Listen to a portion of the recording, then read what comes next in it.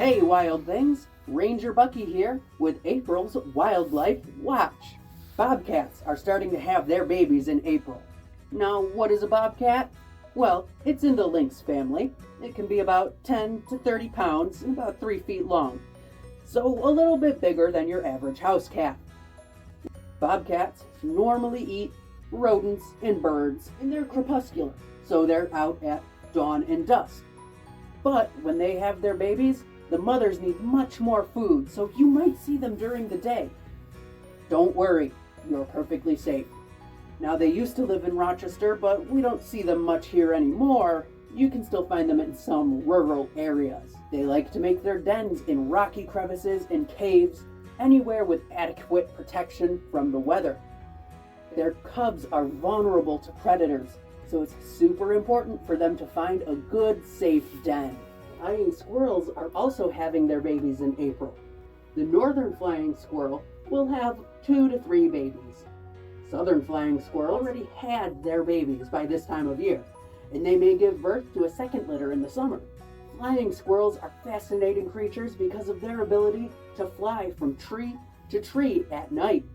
They're also pretty social creatures, living in groups of up to 8 members. They eat a variety of seeds, nuts, fruits, but they may also munch on the occasional insect. Other creatures having babies include fishers, otters, and some birds. Hey, speaking of birds, let's go over to our migration watch with Captain Swoop. Birds everywhere. That's right, wild things. Everywhere you look, you're bound to see some kind of bird. Believe it or not, some birds have spent the entire winter here, like the red-tailed hawk. Others are just starting their migration. Some birds migrated early, like the saw-whet owl. Sometimes they migrate as early as February.